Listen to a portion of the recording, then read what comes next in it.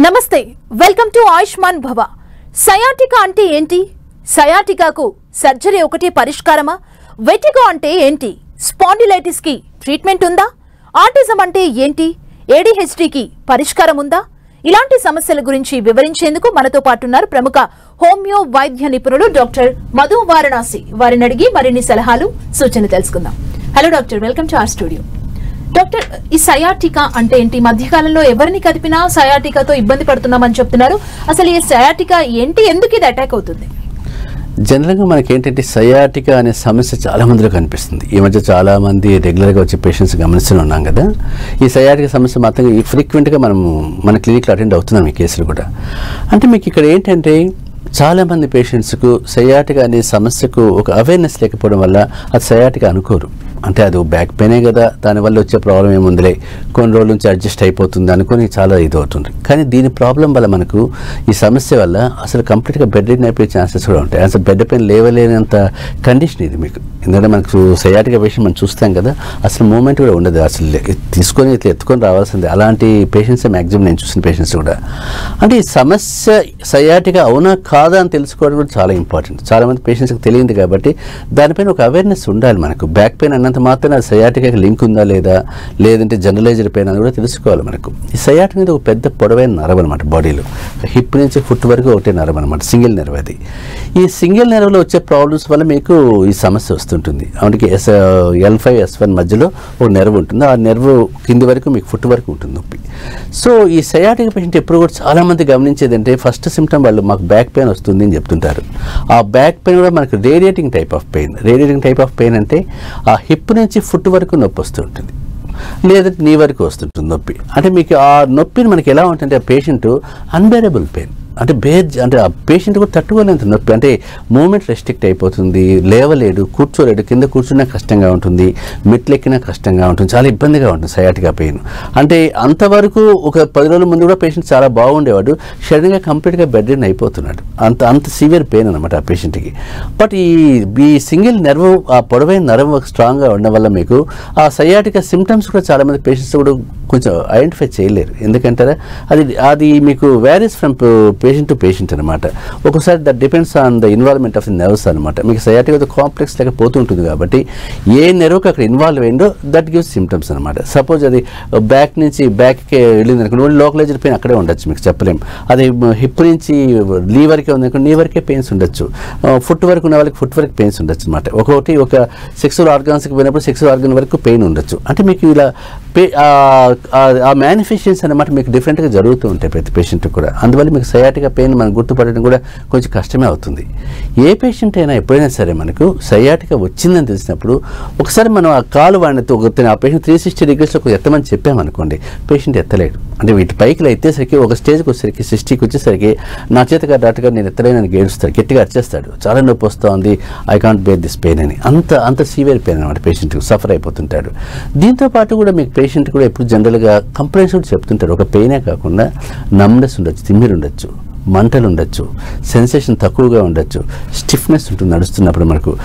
తర్వాత ఆ ఏరియా అంతా కూడా వాళ్ళు ఏమంటారు, పేషెంట్ వర్షన్ చెప్పారు, ఓ జోమ్లాగా ఉంది డాక్టర్ గారు అని చెప్తారు, ఓ తిమ్మిరిలాగా ఉంది అని చెప్తుంటారు. సో అది ఉండొచ్చు, బర్నింగ్ సెన్సేషన్ ఉండొచ్చు. ఇవన్నీ కూడా మీకు కాంప్లెక్స్ సిమ్టమ్స్ అనమాట. సో ఈ సిమ్టమ్స్లో ప్రతి పేషెంట్కు ఇదే ఉండాలని రూల్ కూడా ఏం లేదు మనకు. That all depends on patient, అంటే patient severity of the disorder అనమాట. సో కొందరు పేషెంట్స్ మనకు సయాటికా వచ్చిన తర్వాత నాకు సెక్సువల్ లైఫ్ కూడా వీక్ అయిపోయింది డాక్టర్ గారు చెప్పిన వాళ్ళు కూడా చాలా ఉన్నారు. అప్పుడు మీకు చాలామంది డాక్టర్స్ కాదు, కొందరు అంటే దానిపైన అంత ఫోకస్ చేయని డాక్టర్స్కు అదేంటి సయాటికాకు సెక్సువల్ లైఫ్కి ఏం సంబంధం ఉంది అనుకునే ఛాన్స్ కూడా ఉంటుంది మీకు. బట్ ఇక్కడ ఏంటంటే ఆ నెర్వ్ సప్లై చేసే ఏరియాని బట్టి ఉంటుంది మీకు. అది సాక్రల్ రీజన్ నుంచి మీకు సెక్సువల్ ఆర్గాన్ సైడ్గా ఉండే నెర్వ్ ఇన్వాల్వ్ అయింది అనుకోండి, ఆటోమేటిక్గా పేషెంట్ ఎరెక్టైల్ డిస్ఫంక్షన్ ప్రాబ్లం చెప్తుంటాడు, ఈడీ ప్రాబ్లం వచ్చింది నాకు చెప్తుంటాడు. అంటే మీకు ఇక్కడ డిఫరెన్సియేషన్ చెప్తున్నాను, ఒక్కొక్క సిమ్టమ్ ఒక్కొక్క రకంగా పోతూ ఉంటుంది పేషెంట్కి. అందువల్ల ఈ పేషెంట్కి ఏంటంటే సయాటికాని గుర్తుపట్టడం అనేది ఆ పేషెంట్ కూడా అర్థం కాదు, ఒక సరైన కమాండబుల్ డాక్టర్ గుర్తుపడతాడు. బట్ ఇక్కడ ఏంటంటే సయాటికాని ఎప్పుడు నెగ్లెక్ట్ చేయకూడదు. ఎందుకంటే ప్రోగ్రెస్ అయ్యేకొద్దీ పేషెంట్లు మల్టిపుల్ ప్రాబ్లమ్స్ డెవలప్ అవుతుంటాయి. ఫస్ట్ స్టేజ్లో మనం గుర్తుపట్టాల్సి వస్తుంది. ఎప్పుడైనా పేషెంట్కు ఆ డిస్కంఫర్ట్ ఉంది, కాళ్ళు పైకైతే నాకు చాలా కష్టంగా ఉంది, తిమ్మిరిగా ఉంది, స్టిఫ్నెస్ ఉంది, లేవలేకపోతున్నాను అనే సిమ్టమ్స్ కనిపించాయంటే మాత్రం సరైన డాక్టర్ని అప్రోచ్ కావాలి. ఆ అప్రోచ్ అయినప్పుడు ఆ డయాగ్నోస్ చేసుకుని ఎర్లీ ఇంటర్వెన్షన్ తీసుకుంటే కదా చాలా మటుకు సక్సెస్ రేట్ చాలా బాగుంటుంది. అంటే లక్షణాలు కనుగొనడం కొంచెం కష్టం అంటున్నారు కదా, ఎలా దాన్ని మనం నార్మల్ పెయిన్ కి సయాటికా పెయిన్ కి డిఫరెన్స్ ఏదన్నా చెప్పగలుగుతారు? అంటే మీకు అదే ఇప్పుడు సపోజ్ బ్యాక్ పెయిన్ అనుకుందాం, బ్యాక్ పెయిన్ ఒకసారి లోకలైజ్డే కావచ్చు, ఓ చోటే ఉండొచ్చు. పేషెంట్ పెద్దగా నాకు బ్యాక్ పెయిన్ డాక్టర్ గారు పెద్ద ఇష్యూ ఏం కాదు అనిపించవచ్చు. బట్ ఇక్కడ సయాటికా పెయిన్ మాత్రం రేడియేట్ అవుతుంటుంది. మీకు రేడియేటింగ్ టైప్ అంటే పాకుతూ ఉంటుంది. అది హిప్ నుంచి ఫుట్ వరకు కావచ్చు, నీ వరకు కావచ్చు, నమ్నెస్తో కావచ్చు. అసలు పొద్దున్న లేస్తుంటే పేషెంట్ ఇలా అడుగు పెట్టలేడు. అది చాలా అడుగు పెడుతుంటే నాకు నొప్పి వచ్చేస్తుంది. సపోజ్ పేషెంట్ మన కాలు పైకి ఎత్తండి అని మనం అంటే కన్నా ఈ 360 degrees ఎత్తే ఒక 90 యాంగిల్కి ఎత్తమని చెప్తే కన్నా అతను 60 దగ్గరికి వచ్చేసరికి నొప్పి అనేస్తాడు. ఆల్మోస్ట్ మనకు హాఫ్ లేక్ వచ్చేసరికి ఆ పెయిన్ లాగేస్తుంది పేషెంట్. సో అది గుర్తుపట్టచ్చు మన పేషెంట్ సయాటికా పెయిన్తో సఫర్ అవుతున్నాడని. ఈవెన్ మన చాంబర్లోకి ఎంటర్ అయిపోతే మనం సీసీటీవీలో చూస్తే కన్నా సయాటికా పేషెంట్ లోపలికి ఎంటర్ అయ్యేందుకు గుర్తుపట్టచ్చు. ఎందుకంటే ఆ పేషెంట్ నడిచే నడక అలా ఉంటుంది, ఒకసారి కొంచెం వంగినట్టుగా ఉంటాడు, కొంచెం నడవల్లో కొంచెం స్టిఫ్నెస్ ఉంటుంది, కుంటుతూ ఉన్నట్టు అనిపిస్తుంది. ఆ పేషెంట్ చూస్తాను గుర్తుపట్టేయచ్చు. మోర్ ఎవరు మందరికి పేషెంట్ లోపలికి ఎత్తుకొచ్చి పడుకోబెట్టేసారంటే మనకు అర్థమైపోతుంది ఆ సయాటికా కావచ్చు, డిస్క్ రిలేటెడ్ ప్రాబ్లమ్స్ కావచ్చు అని. ఎందుకంటే అంత సీవియర్ పెయిన్తో వస్తారు కాబట్టి. అందువల్ల ఈవెన్ మన ఈ సిమ్టమ్స్ అనే ప్రతి పేషెంట్ గుర్తుపట్టచ్చు. అంటే పేషెంట్ ఏమనుకుంటాడు, బ్యాక్ పెయినే కదా, ఏముందిలే ఒక 1 day 2 days ఉంటే తగ్గిపోతుంది, పెద్ద ఇష్యూ కాదనుకుంటారు. కానీ అది కాంప్లికేట్ అయిన తర్వాత, ప్రోగ్రెస్ అయిన తర్వాత పేషెంట్లో చాలా ఇబ్బందులు పడతారు కాబట్టి సో ఫస్ట్ స్టేజ్లోనే మనం గుర్తుపడితే పేషెంట్ రికవరీ స్టేజ్ ఫాస్ట్గా ఉంటుంది. ఓకే డాక్టర్, అంటే ఈ సయాటికాకి సర్జరీ ఒకటే పరిష్కార మార్గమా డాక్టర్? చాలా మంది సర్జరీ చేయించుకోవాలని సజెస్ట్ చేశారు డాక్టర్స్ అని చెప్తుంటారు. ఇంకా ఏదైనా ఆప్షన్స్ ఉన్నాయా, మీరేం చెప్తారు? అంటే ఇక్కడ మీకు ఏమవుతుంది, సయాటికా సమస్య వచ్చినప్పుడు పేషెంట్ అన్బేరబుల్ పెయిన్తో ఉంటాడు కాబట్టి పేషెంట్ ఏమనుకుంటాడు, నేను రిలీవ్ చేసుకోవాలి, ఇమీడియట్గా నాకు రిలీఫ్ కావాలని చూస్తారు. అప్పుడు తప్పనిసరిగా ట్రీట్మెంట్ కన్సల్ట్ అవుతాడు, ఒక ఆర్థో డాక్టర్, న్యూరాలజిస్ట్ అవుతాడు కాబట్టి. సో మెజారిటీ డాక్టర్స్ మీకు ఆ కండిషన్ బట్టి, ఆ సివియారిటీ బట్టి వాళ్ళు సర్జరీ అడ్వైజ్ చేసే ఛాన్సెస్ ఉంటాయి. ఇక్కడ నేను ఎందుకు చెప్తుంటే, నేను 95% ఆఫ్ కేసెస్ నేను చూసినవన్నీ సర్జికల్ కేసులే. అంటే నా దగ్గరికి వచ్చినవన్నీ సర్జికల్ ఇష్యూసే. డైరెక్ట్గా సయాటికా నొప్పి డాక్టర్ గారు ట్రీట్ చేయని చెప్పలేదు ఎవరు కూడా. నాకు సర్జరీ చెప్పారు, సయాటికా అన్నారు, మీ దగ్గరికి వచ్చానని చెప్పిన వాళ్ళే ఉన్నారు. అంటే మీకు 95% ఆఫ్ కేసెస్ నేను చూసిన కేసెస్ సర్జరీ అన్నప్పుడు మెజారిటీ పేషెంట్స్ సర్జరీ చెప్పినట్టే ఉన్నట్టు. అంటే ఇప్పుడు నా దగ్గరికి వచ్చిన వాళ్ళే ఇంతమంది ఉన్నప్పుడు ఇంకా కన్సర్న్ డాక్టర్స్ దగ్గర వెళ్ళిన వాళ్ళు చాలామంది ఉంటారు కాబట్టి. కానీ సర్జరీ ఒకటేనా పరిష్కారం అంటే మాత్రం అంత నేనేం పర్సనల్గా నేను చెప్పాల్సిన అవసరం, అంటే నేను దాన్ని స్ట్రాంగ్గా నేనేమి దాన్ని ఓకే అనలేను. ఎందుకంటే నేను చూసిన కేసులో సర్జికల్ కేసులే, వాళ్ళు ట్రీట్మెంట్ ఇచ్చిన తర్వాత సర్జరీ అవసరం రాలేదు ఎవరికి కూడా. అందరూ ఇప్పటికు 15-20 years తోటి అయిపోయింది, అంత హ్యాపీగానే ఉన్నారు. వాళ్ళు ఎంతోమంది రిఫర్ చేస్తున్నారు, వస్తున్నారు, సయాటికా వాళ్ళనే రిఫర్ చేస్తున్నారు వాళ్ళు కూడా. ఎందుకంటే వాళ్ళకున్న పెయిన్ అదే కాబట్టి అలాంటి వాళ్ళే రిఫర్ చేశారు, వాళ్ళు హ్యాపీగా ఉన్నారు, ఎవరు కూడా పెద్ద ఇష్యూ, పెద్ద ప్రాబ్లం లేదు. అందువల్ల మీకు ఏంటంటే సయాటికా సమస్య వచ్చింది, సర్జికల్ ఇంటర్వెన్షన్ అవసరమో అని చెప్పారు అనుకుంటే మాత్రం తప్పనిసరిగా ఒక మంచి హోమియో డాక్టర్ని అప్రోచ్ కావాలి, ఒక కమాండబుల్ డాక్టర్ని. చేస్తే మిత్రం సర్జరీ తప్పించుకునే పరిష్కారం ఉంటుంది. ఇంక ఇన్ఎవిటబుల్ అనుకోండి, కొన్ని కేసుల్లో తప్పదనుకోండి, మరీ సివియర్ పెయిన్ అయిపోయి నేను చేతగా నడవలేకపోతున్నాను, అన్బేరబుల్, లోపల ఏదో కాంప్లికేషన్స్ వచ్చేస్తే అనుకున్నాం అనుకోండి, అది ఎవరికైనా తప్పదు ఆ టైంలో. అది that should be that should be consult by doctor అండి. నేను మీకు they have to give their opinion కదా. ఇక్కడ మీకు ఏమవుతుందంటే పేషెంట్ కండిషన్ బట్టి మనం have to decide whether it is surgical ఆ మెడికల్ కేసు అనేది మాత్రం. కానీ ఇక్కడ మెజారిటీ నేను చూసిన కేసులో సర్జికల్ కేసులే కాబట్టి ఎవరికి ఇంతవరకు సర్జికల్ ఇంటర్వెన్షన్ రాలేదు మన ట్రీట్మెంట్లో.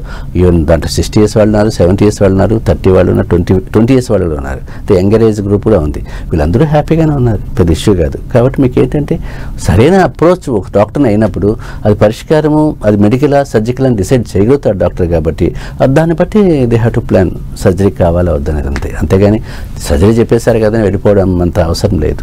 ఓకే డాక్టర్, అండ్ సయాటికా గురించి చెప్పారు. వెటిగో, ఈ సమస్యను కూడా ఎక్కువగా వింటున్నాం, చాలా మంది చెప్తున్నారు వెటిగోతో ఇబ్బంది పడుతున్నారు. అసలు ఈ వెటిగో అంటే ఏంటి డాక్టర్, ఎందుకు ఇది అటాక్ అవుతుంది? అంటే మీకు వర్టిగో సమస్య కూడా మీకు అది సింపుల్గా చదవడానికి, ఇది వినడానికి బాగానే ఉంటుంది, కానీ వర్టిగో అంటే తల తిరగడమే, అంతకంటే ఏం లేదు. అంటే మెడికల్ టెర్మినాలజీలో వర్టిగో అని చెప్పడం వల్ల అదేదో పెద్ద కేసు అనుకుంటున్నాను తప్ప వర్టిగో అంటే తల తిప్పడం అంతే. నాకు తల తిరుగుతుంది అనే వర్డ్ చాలామంది మనకి చాలామంది చెప్తూనే ఉంటారు. మెజారిటీ పేషెంట్స్ నాకు తల తిప్పుతుంది, లేస్తే తల తిరుగుతూ ఉంది, ఇవన్నీ చెప్తుంటారు. అంటే మీకు ఇక్కడ ఏంటంటే వర్టిగో అనేది మల్టిపుల్ ఆరిజిన్స్ అనమాట, మల్టిపుల్ ట్రిగర్ ఫ్యాక్టర్స్ ఉంటాయి, ఒకటే స్పెసిఫిక్గా చెప్పలేం. కాబట్టి వర్టిగో వచ్చిన పేషెంట్ నెగ్లెక్ట్ చేయకూడదు. ఎందుకంటే వర్టిగో వచ్చిన వాడు సడన్గా డ్రైవ్ చేస్తూ వర్టిగో వచ్చిననుకోండి పడిపోయే ఛాన్స్ ఉంటుంది. ఏమైనా పైకి 10th floor పైకి కిందికి చూసారనుకోండి, వర్టిగో వచ్చిననుకోండి పడిపోతాడు, చెప్పలేం. అంటే ప్రతిదీ కూడా చాలా కేర్ఫుల్గా ఉండాలి. డ్రైవ్ చేసేవాడు కానీ, రొటీన్ యాక్టివిటీస్లో కానీ, అంటే ప్రతి యాక్టివిటీలో వర్టిగో పేషెంట్ మాత్రం సపోర్ట్ అటెండెన్స్ లేకుండా ఎప్పుడు కూడా బయటపోయే ఛాన్స్ లేదు. ఎందుకంటే అది ఓకే డాక్టర్, కడప నుంచి కాలర్ ఉన్నారు శంకర్ రెడ్డి గారు. శంకర్ రెడ్డి గారు నమస్తే అండి, డాక్టర్ గారు ఉన్నారు, మీ సమస్య ఏంటో చెప్పండి. Good evening sir. చెప్పండి సార్, నాకు ఎంఆర్ఐ స్కాన్ తీపిస్తే L4 L5 డిస్క్ బల్జ్ అని ఇచ్చారు. Okay. C3 C4 C4 C5 C6 C7 disc 3 mm 3 mm తగ్గిందని చెప్పిండు సార్. ఓకే. నాకు ఎక్కడికి పోయినా సర్జరీలు నేను ఒక ఆయుర్వేద ట్రీట్మెంట్ తీసుకున్నా. ఓకే. అప్పుడు పూర్తిగా మంచంలో నుంచి కూడా లేలేకున్నా సార్. ఓకే. కానీ ఇప్పుడు కూడా వీల్ చైర్ వాకర్తోనే నడుస్తాడా కొంచెము. ఓకే. కానీ మనం మంచం మీద పనుకున్నప్పుడు కాళ్ళు చాపినప్పుడు నరాలు గుంజుతాడే సార్. ఓకే. కొంచెం ఆయిల్ మర్దన చేస్తే మళ్ళా ఫ్రీ అవుతాడే సార్. ఈ నడుం భాగంలో ఈ తుంటి కాడ నొప్పి పోవడం లేదు సార్. ఓకే. అది సార్ ఏం సమస్య సార్? ఎట్లా మన హోమియోపతిలో ఏమన్నా పరిష్కారం ఉంటుందా? మీకు పరిష్కారం చూపించే ఛాన్స్ ఉంటుంది. ఒకసారి నాకు ఆ ఎంఆర్ఐ రిపోర్ట్ కానీ పంపిస్తే కానీ దాన్ని చూసి చెప్పగలుగుతాను మీకు ఎలా ఉంది కండిషన్ ఏంటి అనేది. మీరు రాగలిగితే మరీ మంచిది, నేను రాలేనండి రావడం కష్టం కదా అనుకుంటే కన్నా మీరు ఎవరినైనా ఇచ్చి విన్నా పంపించండి, అప్పుడు మీకు దాన్ని బట్టి నేను ట్రీట్మెంట్ ఇవ్వగలుగుతాను, పరిష్కారం ఉంటుంది. ఎందుకంటే నేను చూసిన కేసులు మీకు కడప నుంచి కదిరి నుంచి వచ్చినవి ఎక్కువగా ఉన్నాయి. కదిరి కేసులు చాలా సయాటిక్ కేసులే చూశాను నేను. వాళ్ళు లేకుండా ఎత్తుకొచ్చిన వాళ్ళు చాలామంది కూడా వాళ్ళే హ్యాపీగా ఉన్నారు, చాలా ప్రశాంతంగా లైఫ్ లీడ్ చేస్తున్నారు. సో మీరు ఇంత సఫర్ అవుతున్నారు కాబట్టి మీరు రాలితే ఒకసారి ట్రై చేయండి రావడానికి. రాలేకపోతే మాత్రం ఒకసారి రిపోర్ట్ ఇచ్చి ఎవరైనా పంపించండి, తప్పనిసరిగా పరిష్కారం చూపిస్తాను. పెద్దగా భయపడాల్సిన అవసరం లేదు. ముందు పెయిన్ మీకు క్లియర్ చేసేస్తాను, కంఫర్ట్ లెవెల్కి తీసుకొచ్చేస్తాను, మీ పని మీరు చేసుకోవడానికి ఇబ్బంది లేకుండా చేస్తాను. ఓకే డాక్టర్, అండ్ ఈ వర్టిగో గురించి మనం మాట్లాడుకుంటున్నాం కాబట్టి అంటే అసలు ఇది ఎందుకు అటాక్ అవుతుంది డాక్టర్? ఈ కళ్ళు తిరగడం దేనికి అసలు? అంటే మీకు ఏంటంటే వర్టిగో చెప్పాను కదా మీకు ఆరిజిన్ మల్టిపుల్ ట్రిగర్ ఫ్యాక్టర్స్ ఉంటాయి అనేది, ఇందులో ఒకటేం చెప్పలేం. కానీ మెజారిటీ కేసెస్లో మనకు కామనెస్ట్గా వచ్చే వర్టిగో పేషెంట్స్లో స్పాండిలైటిస్ పేషెంట్స్ ఎక్కువ మంది ఉంటారు. స్పాండిలైటిస్ ఉన్న వాళ్ళకి వర్టిగో వచ్చే ఛాన్స్ ఉంటుంది.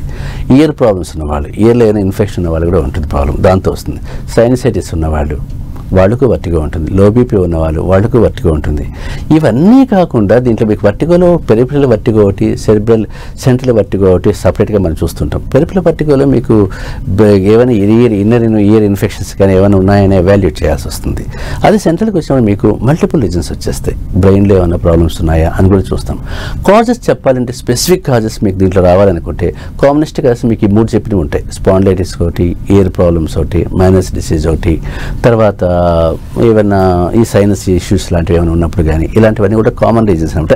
మెజారిటీ రీజన్స్ మనకి ఇక్కడ ఈ జోన్లోనే మనకి ఎక్కువ మంది దొరికిపోతారు పేషెంట్స్, వర్టిగో పేషెంట్స్. అలా కాకుండా ప్రొలాంగ్డ్ మెడికేషన్ ఏమైనా వాడిన వాళ్ళు కానీ ఏమైనా కొన్ని డ్రగ్స్ వాడిన వాళ్ళకి ఈ ప్రాబ్లమ్స్ వచ్చే ఛాన్స్ ఉంటుంది. తర్వాత మామూలుగా హెడ్ ఇంజరీస్ జరిగిన వాళ్ళకి కానీ, తలకు పెద్ద దెబ్బ తగిలిన వాళ్ళు కానీ, ట్రామా కానీ, ఇంజురీస్ వాళ్ళు కానీ, తర్వాత మీకు సిఫిలిస్ ఉన్న వాళ్ళు కానీ ఇలాంటి వాళ్ళు కూడా మీకు వర్టిగో వచ్చే ఛాన్స్ ఉంటుంది మీకు. అందువల్ల మీకు ఏంటంటే రీజన్ ఏంటో causative factor we have to identify the cause. Identification of cause is very important. ఎందుకంటే కాజిటివ్ ఫ్యాక్టర్స్ మనకు తెలిసినప్పుడు దాని అవాయిడెన్స్ ఎలా చేయాలో మనకు దట్ వీ కెన్ మేనేజ్, అది పెద్ద ఇష్యూ ఉంటుంది మీకు. కానీ కామన్గా ఈ కేసులో ఉన్నప్పుడు చాలామంది పేషెంట్స్ నాకు హెడేక్ వస్తూ ఉంది, నాజియా ఉంది, అంటే వామిటింగ్ సెన్సేషన్ ఉంది, డిజినెస్ ఉంది, కళ్ళు తిరుగుతున్నాయి అని చెప్తుంటారు. మీకు ఈ 3 కంప్లైంట్స్ ఎక్కువగా పేషెంట్ చెప్తుంటారు ఎప్పుడు కూడా. చాలామంది పేషెంట్స్ అంటే నాకు నొప్పి వచ్చింది, వామిటింగ్ సెన్సేషన్ ఉంది డాక్టర్ గారు అని చెప్తారు మీకు. అందువల్ల మీకు వామిటింగ్ సెన్సేషన్, నొప్పి, డిజినెస్ ఉంది అంటే మాత్రం ప్రైమరీగా మనం స్పాండిలైటిస్లో ప్రాబ్లం ఉందేమో చూడాలి, ఇయర్ ప్రాబ్లం ఉందని చూడాల్సి వస్తుంది మీకు. ఈ 2 రీజన్స్ కానీ మనం కానీ పట్టుకుంటే కదా తప్పనిసరి పేషెంట్ పరిష్కారం దొరుకుతుంది. ఓకే డాక్టర్, మనకు మదనపల్లి నుంచి కాలర్ ఉన్నారు నారాయణ గారు. నారాయణ గారు నమస్తే అండి, డాక్టర్ గారు ఉన్నారు, మీ సమస్య ఏంటో చెప్పండి. నమస్తే సార్. చెప్పండి సార్. ఇప్పుడు హోమియోపతి మందుల్లో వాడేటప్పుడు పథ్యం అనేది ఏమైనా ఉందా సార్? అంటే మీకు స్పెసిఫిక్ రెస్ట్రిక్షన్స్ అవసరం లేదండి. ఎందుకంటే సపరేట్గా పరిచయం హోమియోపతి మందు వాడితే గార్లిక్ తినకూడదు, ఆనియన్స్ తినకూడదు అని అలాంటి రెస్ట్రిక్షన్స్ ఏం లేవు. ఏదైనా ఒక ½ అవర్ గ్యాప్ పెట్టుకోండి అంతే, బిఫోర్ ఆఫ్టర్ మెడికేషన్. ఏదైనా కాఫీ కానీ, టీ కానీ, నాన్ వెజ్ కానీ, స్పైసీ ఫుడ్ కానీ ½ అవర్ గ్యాప్ ఇవ్వండి. తర్వాత ఆల్కహాల్ తీసుకున్నప్పుడు మాత్రం ఆఫ్టర్ ఆల్కహాల్ మెడిసిన్స్ వేసుకోవద్దండి. ఏదైనా కూడా బిఫోరే ఉండాలి తప్ప ఆఫ్టర్ ఆల్కహాల్ కూడా తీసుకోవద్దు. తాగిన తర్వాత వేసుకుందాంలే హోమియోపతి అనుకోవడం కూడా తప్పు. ఇలాంటి మినిమం రెస్ట్రిక్షన్సే తప్ప అన్నీ అవాయిడ్ చేసేసాలి, హోమియోపతి వాడితే పచ్చంతోనే ఉంటుంది లైఫ్ అంతా అనుకోవడం తప్పు. ఎందుకంటే నేను నిజం చెప్పాలంటే నేను ఎక్కువగా పచ్చం చెప్పను, పేషెంట్ కోసం ఏదో చెప్పడమే తప్ప నాకుగా చెప్పేంత అవసరం పెట్టుకోను నేను. ఎందుకంటే ఏదో పేషెంట్ అడుగుతాడు కాబట్టి ఏం మానేయాలి చెప్పండి డాక్టర్ గారు, తినకూడదా అని 10 సార్లు అడుగుతారు కాబట్టి చెప్పాలి తినాలి కాబట్టి చెప్పడం అంతే తప్ప నేనేం రెస్ట్రిక్షన్స్ ఇవ్వను. ఎందుకంటే మీరు నా దగ్గరికి వచ్చినప్పుడు మీరు అన్నీ తినగలిగితేనే నేను తగ్గించాలి. మీరు మానేసిన తర్వాత నేను తగ్గించిన పెద్ద ఇష్యూ కాదు. అంతే ఇప్పుడు అలర్జీకి నా దగ్గరికి వచ్చారు, అది తింటే నాకు వస్తుంది, ఇది తింటే అది వస్తుంది, అన్నీ మానేయమని చెప్తే నా దగ్గర రానవసరం లేదు. నేను అవి తిన్నా కూడా నీకు రాకుండా చేయాలి కాబట్టి అప్పుడు నా క్యాపబిలిటీ ఏంటి తెలుస్తుంది మీకు. అందువల్ల మీకు రెస్ట్రిక్షన్స్ ఏం అవసరం లేదు. నేను చెప్పిన ఐటమ్స్ ఒక హాఫ్ అన్ అవర్ గ్యాప్ పెట్టుకోండి చాలు. తర్వాత యాజ్ యూజువల్ అన్ని మెడిసిన్స్ తీసుకోవచ్చు. అల్లోపతికి కూడా హాఫ్ అన్ అవర్ గ్యాప్ ఉంటే సరిపోతుంది, అంతకంటే ఏం లేదు. ఓకే డాక్టర్, మనకు మరో కాలర్ ఉన్నారు, వసంత కుమారి గారు. వసంత కుమారి గారు నమస్తే అండి, డాక్టర్ గారు ఉన్నారు, మాట్లాడండి. హలో, నమస్కారం సార్. నమస్తే, చెప్పండి. నాకు సయాటికా ఉంది సార్. ఓకే. 2 years నుంచి. ఓకే. కాబా పెయింట్ వేసుకుంటున్నాను సార్, తగ్గడం లేదు. ఓకే.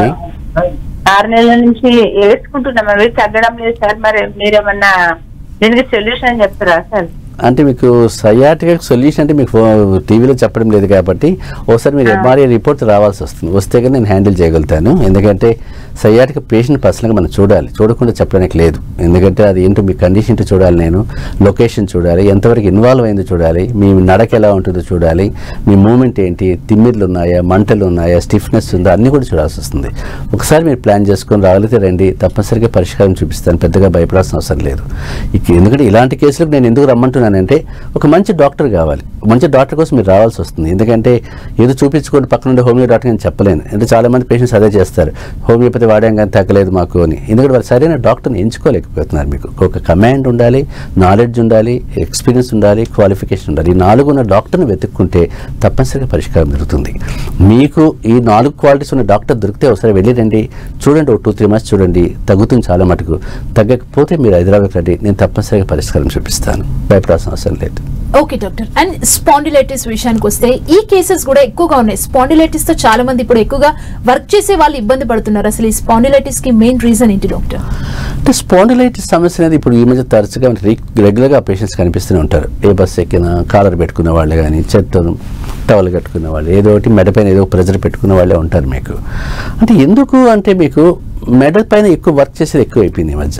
అంటే మీకు సాఫ్ట్వేర్ వాళ్ళు కావచ్చు, సిస్టమ్ యూజ్ చేసేవాళ్ళు, సినిమాలో వాళ్ళు, కెమెరామెన్స్ కావచ్చు, టెక్నీషియన్స్ కావచ్చు, అంటే ప్రతిదీ కూడా ఆల్మోస్ట్ సోషల్ మీడియా వాళ్ళు కావచ్చు, అంటే ప్రతి ఒక్కరు కూడా మీకు ఆ ప్రెజర్ ఇక్కడ పడే జాబే చేస్తున్నారు అంతా కూడా. అందువల్ల దానివల్ల మీకు ఏమవుతుందంటే ఎర్లీ ఏజ్లోనే మీకు స్పాండిలైటిస్ కనిపిస్తుంది. ఇప్పుడు మన దగ్గరికి వచ్చిన వాళ్ళు 20-25 years వాళ్ళు కూడా స్పాండిలైటిస్తో సఫర్ అవుతుంటారు. ఇంతకుముందు మనం ఏమనుకునే వాళ్ళము, 50 years రావాలి స్పాండిలైటిస్ వస్తుంది, కీళ్ళ నొప్పులు అంటే 50 years తర్వాతే, 60 years తర్వాతే అని ఒక పెట్టుకున్న ఒక జోన్, రెస్ట్రిక్టెడ్ జోన్ మంది. ఇప్పుడు అలా కనపడదు మీకు. 25 years వరకు జాయింట్ పెయిన్స్ ఉన్నాయి, మెడ నొప్పులు ఉన్నాయి, అన్నీ ఉన్నాయి. కానీ ఇప్పుడు మేజర్గా అంటే లైఫ్ స్టైల్ వేరియేషన్స్ వల్లే వచ్చింది స్పాండిలైటిస్. అంటే మీకు చాలామంది ఏంటి డ్రైవింగ్ చేసేటప్పుడు చాలా కేర్లెస్ డ్రైవింగే ఉంటుంది. స్పీడ్ బ్రేకర్స్ వస్తారు, ఆ జర్క్ ఇక్కడ పడేసి లేచేసి వెళ్ళిపోతుంటారు తప్ప స్లోగా వెళ్దాం అనుకోరు. అలాంటప్పుడు మీకు దానిపైన ప్రెజర్, డిస్క్ పైన ప్రెజర్ పడినప్పుడు ఆటోమేటిక్గా మీకు ఆ టిష్యూ డ్యామేజ్ అవుతుంది ఆటోమేటిక్గా. అయినప్పుడు స్పాండిలైటిస్ సింప్టమ్స్ కనిపిస్తుంటాయి. హార్ష్ డ్రైవింగ్ చేసేవాళ్ళు చాలామంది కనిపిస్తుంటారు. బరువు ఎత్తేసేటప్పుడు more than 10 kgs బరువు సడన్గా లిఫ్ట్ చేసేవాళ్ళు చాలామంది. లేడీస్ గ్యాస్ సిలిండర్ అనుకుని టక్కుని ఇట్లా ఎత్తేస్తారు. అలా ఎత్తినప్పుడు స్పాండిలైటిస్ సమస్య చాలా మందిలో వస్తుంది. అంటే ఇవన్నీ కూడా కామన్ రీజన్స్, మన రొటీన్ లైఫ్లో జరిగే ఇన్సిడెంట్స్ ఇవన్నీ కూడా. అంటే మనం పెద్దగా ఫోకస్ చేయని ఇన్సిడెంట్స్ వచ్చిన తర్వాత అర్థమవుతుంది పేషెంట్కి ఎందుకు వచ్చింది అనేది. అంతవరకు పేషెంట్కి కూడా తెలియదు దీనివల్ల వచ్చిందా అనేది. అంటే అలా అయిపోతుంటుంది. కాలర్ ఉన్నారు, శంకరయ్య గారు. శంకరయ్య గారు నమస్తే అండి, డాక్టర్ గారు ఉన్నారు, మీ ప్రాబ్లం ఏంటో చెప్పండి. సార్ నమస్తే మేడం. చెప్పండి సార్. మా మిసెస్ ఈ సయాటికా ఉంది సార్ ఆల్రెడీ. ఓకే. ఈ C3, C4, C5, C6 ఈ ప్రాబ్లం లో sir. C6, C7, L1, L4, L5, S1. అంటే మీకు సయాటికా సమస్య ఉంది, సర్వైకల్ సమస్య కూడా ఉంది. సర్వైకల్ కూడా మెడ దగ్గర కూడా డిస్కులు దెబ్బతిన్నాయి బాగానే.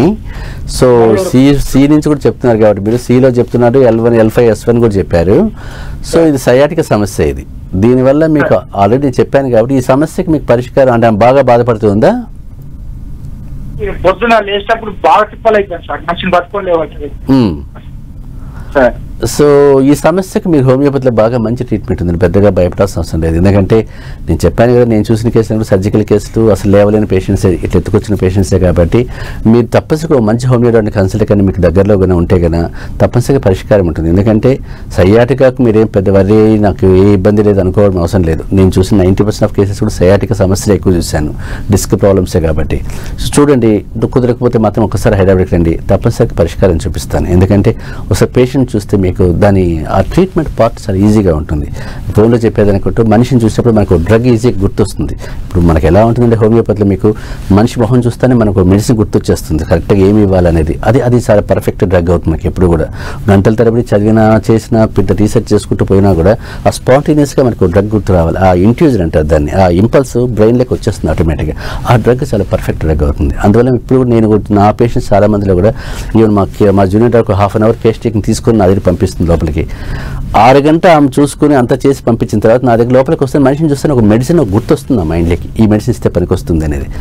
మళ్ళీ నేను ఎక్కువ 5 minutes కంటే ఎక్కువ ఇవ్వలేను కాబట్టి నాకు ఆల్రెడీ నా పేషెంట్స్ ఎక్కువగా ఉంటారు కాబట్టి 5 minutes ఇస్తాను నా పేషెంట్స్కు. ఫస్ట్ మినిట్లో నేను చూసింది ఒక డ్రగ్ అవుతుంది, మళ్ళీ 4th minute కొంచెం సేపు మాట్లాడేది 4 minutes మాట్లాడేస్తాను. 5th minute నేను రాసేటప్పుడు పెన్ తీసుకుంటే మరి ఇంకో డ్రగ్ వస్తుంది. అది ఏంటి ఇంట్యూజన్ అంతే. ఎందుకంటే మీకు ఆ ఇంట్యూజన్ ఏమంటే ఈ డ్రగ్ కాదు, ఈ డ్రగ్ సూటబుల్ ఆమెకు పనికొస్తుంది అనే ఫీలింగ్ మన మైండ్లోకి వచ్చిందంటే ఆ డ్రగ్ నిజంగానే సక్సెస్ రేట్ ఇస్తుంది నాకు. నేను ఇంతవరకు ఈ రోజు వరకు కూడా ఇన్ని సంవత్సరాలు నా ప్రాక్టీస్లో నా ఇంట్యూజనే ఇచ్చాను. నేను పెద్దగా చదివేసి రీసెర్చ్ చేసి బుక్లు చదివేది నా మైండ్లోకి వచ్చిన డ్రగ్నే చూసుకుంటాను ఇప్పుడు కూడా. ఆ డ్రగ్ నాకు చాలా బాగా పనిచేస్తుంది. అది క్యాన్సర్ కావచ్చు, హెచ్ఐవి కావచ్చు, నేను చూసిన కేసులు కూడా ఎక్కువగా కాంప్లికేటెడ్ కేసెస్ ఉంటాయి, క్యాన్సర్, సయాటికా, సోరియాసిస్ ఇలాంటివి. సో అలాంటి డ్రగ్స్ చాలా పర్ఫెక్ట్గా పనిచేస్తాయి. అర్థం అంటే మన క్లినిక్లో ఎక్స్పోజర్ బట్టి ఉంటుంది. అంటే థౌజండ్స్ ఆఫ్ కేసెస్ మనం చూసాం కాబట్టి మనకు డ్రగ్ ఏంటో అర్థమైపోతుంది కరెక్ట్గా. ఆ పేషెంట్ చూస్తాను ఈ డ్రగ్ పనికి వస్తుంది అని అర్థమవుతుంది. కాబట్టి మీకు ఏంటంటే మీరు పేషెంట్ రాకుండా మనం ఇవ్వడం మంచిది కాదు కాబట్టి ఒకసారి మీరు హైదరాబాద్కి రండి, పరిష్కారం తప్పనిసరిగా చూపిస్తాను, భయపడాల్సిన అవసరం లేదు. ఓకే డాక్టర్, ఈ మధ్య పిల్లల్లో ఆటిజం సమస్య ఎక్కువగా చూస్తున్నాం. అసలు ఈ ఆటిజం సమస్య దేనికి వస్తుంది డాక్టర్? సో ఈ ఆటిజం సమస్య కూడా మీకు ఏమవుతుందంటే పేషెంట్స్ కూడా గుర్తుపట్టలేకపోతున్నారు. ఫస్ట్ ఆఫ్ ఆల్ పేషెంట్కి ఎప్పుడు తెలుస్తూ ఉంది, ఈ 5 yearsకి వచ్చిన తర్వాత 6th yearకి వచ్చిన తర్వాత నా బాబు స్లో అయ్యాడే అని అప్పుడు వస్తున్నారు పేషెంట్స్. ఎందుకంటే అప్పటి వరకు ఇంట్లో ఉండే వాతావరణం కావచ్చు, గ్రాండ్ పేరెంట్స్ ఇన్స్ట్రక్షన్స్ కావచ్చు, వాళ్ళు ఏమంటారు కొందరికి మాటలు లేట్గా వస్తాయిలే, తొందర ఏముంది, ఎందుకు అంత భయపడతారని చెప్పి డైలాగ్ కామన్గా మనం వింటూనే ఉంటాం. మాటలు రావట్లేదు మా అబ్బాయికంటే ఏమవుతుంది 3rd year 4th yearలో వస్తాయిలే అంటారు, పెద్ద ఇష్యూ కాదు లేదే అనేది. అంటే మీకు ఇక్కడ ఏంటి ఆటిజం పేషెంట్ మనం 2.5 yearsలో గుర్తుపట్టచ్చు పేషెంట్లు. అప్పుడైనా మీకు 2.5 yearsలో గుర్తుపట్టే పేరెంట్స్ చాలా తక్కువ ఉంటారు. ఎందుకంటే వాళ్ళకి ఏమంటే ఏదోలే స్లోగా జరుగుతుంది అనుకుంటారు తప్ప పేషెంట్ ఆటిజంలోకి వెళ్ళాడు పిల్లాడు అని తెలియదు. ఇక్కడ ఎందుకు చెప్తున్నాను మీకు అంటే ఈ నేను చూసిన మెజారిటీ పేషెంట్స్ ఎక్కువగా US బేస్డ్ వాళ్ళే వచ్చారు, ఫారిన్ నుంచి వచ్చిన వాళ్ళు. ఎందుకంటే మీకు అక్కడ పుట్టిన పిల్లలే ఎక్కువగా ఆటిజంతో తీసుకొచ్చారు మన దగ్గరికి. నేను చూసిన 90% ఆఫ్ పేషెంట్స్ కూడా ఎక్కువగా NRSని చూశారు, ఆటిజం పిల్లలే వాళ్ళను. సో ఇక్కడ ఎందుకు అలా డెవలప్ అయిందంటే స్పెసిఫిక్ రీజన్ చెప్పలేం. ఎందుకంటే ఎందుకు యూఎస్లోనే అట్లా ఎందుకు పుట్టారు అంటే రీజన్ చెప్పలేము మనం. ఎందుకు అంటే క్లైమాటిక్ వేరియేషన్స్ కావచ్చు, పేరెంటల్ కమ్యూనికేషన్ లేకపోవచ్చు. ఎందుకంటే వాళ్ళ ఇద్దరు పేరెంట్స్ జాబ్స్లో ఉండి పిల్లాడితో మాట్లాడేది సరిగా ఛాన్స్ దొరకదనమాట. ఆ ఛాన్స్ లేకపోవడం కావచ్చు, లేదా ఆ పిల్లడికి ల్యాప్టాప్ ఇచ్చేసేసి లేదా మామూలుగా ఫోన్ ఇచ్చేసి చూసుకుంటూ ఉంటారు రెగ్యులర్గా, గేమ్స్ పెట్టి వాడు దానిపైన ఫోకస్ చేస్తుంటారు. అలా లేకపోవచ్చు. ఇవన్నీ కూడా మల్టిపుల్ రీజన్స్. కానీ ఇక్కడ జెనెటిక్గా రీజన్ ఉందా అని దానికి కూడా మనం సరిగ్గా చెప్పలేము. జెనెటిక్ రీజన్ ఒకటి కావచ్చు, ఫ్యామిలీ టెండెన్సీ కావచ్చు, ఫ్యామిలీ ఫ్యాక్టర్స్ కావచ్చు, పేరెంటల్ కమ్యూనికేషన్స్ ప్రాబ్లమ్స్ కావచ్చు, ఏవైనా స్పెసిఫిక్గా డిఫైన్డ్ రీజన్స్ ఏం లేవు దీనికి.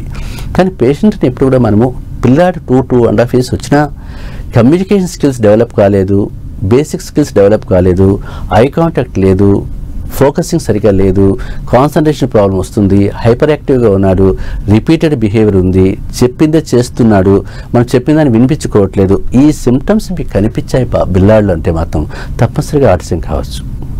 అప్పుడైనా కేర్ తీసుకోవాలి. 2.5 yearsలో మనకి ఇవన్నీ అర్థమైపోతాయి. ఎందుకంటే ఐ కాంటాక్ట్ ఉండదు 2.5 yearsలో. మనం పిలిచామనుకోండి వాడు పలకడు, వాడి పని వాడు చేసుకుంటూ ఉంటాడు. ఇది ఆ ఇష్యూ మనకు అర్థం కాదు.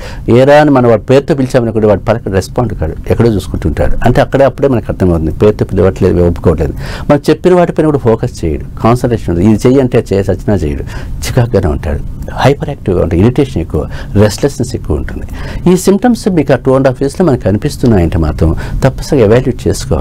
ఆటిజం అంటే మీకు ఎర్లీ స్టేజ్లో చేసుకుంటే చాలా బాగుంటుంది. మనం చూసిన కేసు 4-5 years తర్వాత వచ్చి అసలు వాళ్ళు 0 లెవెల్లో ఉన్న పేషెంట్ చూస్తాం కాబట్టి. అందువల్ల మీకు ఎర్లీ స్టేజ్ తీసుకుంటే ఎర్లీ ఇంటర్వెన్షన్ ఎప్పుడు కూడా మీకు సక్సెస్ఫుల్ అవుట్కమ్ ఇస్తుంది. అందువల్ల మీకు ఆటిజంలో ఈ సిమ్టమ్స్ కనిపించాయంటే మాత్రం తప్పనిసరిగా డాక్టర్ని కన్సల్ట్ కండి, ఎవాల్యుయేట్ చేసుకోండి, చాలా మంచిది అవుతుంది. Okay doctor, thank you so much అండి. చాలా సమస్యలకు మా ప్రేక్షకులు సజెషన్స్ ఇచ్చారు, చాలా విషయాన్ని కూడా మీరు మాకు తెలియజేశారు. Thank you so much doctor.